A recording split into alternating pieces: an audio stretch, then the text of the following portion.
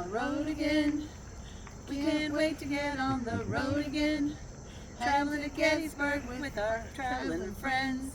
I can't wait to get on the road again. Abe Lincoln stood tall, fix a beard, for his beliefs. He was a lover of cake, apple pie, and gingerbread, and he would have stood tall and proud to try these amazing sour apple rings from Sugarloaf Farms. It's our sponsor for today, sour apple rings. Abe was the first to be photographed at his inauguration. You can see John Wilkes Booth standing close by to him in that picture.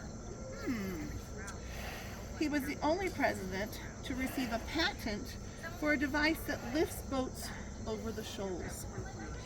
He was the first president to wear a beard, so I'm attempting to wear a beard in his honor.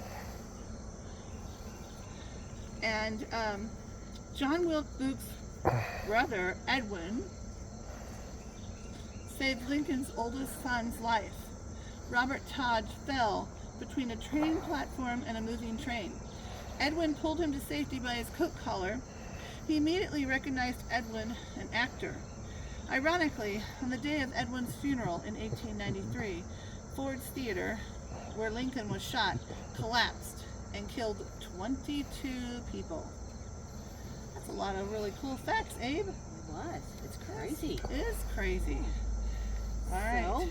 So Abe Lincoln and little Abe are now going to recite the Emancipation Proclamation. No, we're not. It's the Gettysburg Address. The Gettysburg, Okay, the here we go. Gettysburg Address. All right, here we go.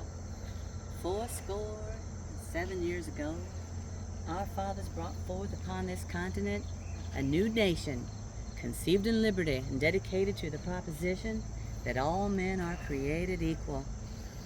Now we're engaged in a great civil war, testing whether that nation or any nation so conceived and so dedicated can long endure. We're met on a great battlefield of that war.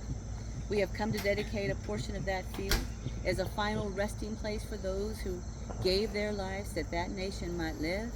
It is altogether fitting and proper that we should do this. But in a larger sense, we cannot dedicate, we cannot consecrate, we cannot hallow this ground. The brave men, living and dead, who struggled here, have consecrated it far above our poor power to add or detract. The world will little note nor long remember what we say here, but it can never forget what they did here. It is for us, the living rather, to be dedicated here to the unfinished work which they who fought here have thus far so nobly advanced. It is rather for us to be here dedicated to the great task remaining before us, that from these honored dead we take increased devotion to that cause for which they gave the last full measure of devotion, that we're highly resolved that these dead shall not have died in vain. A new birth of freedom, and that government of the people, by the people, for the people, shall not perish from the earth. So says Lincoln, and Baby Lincoln.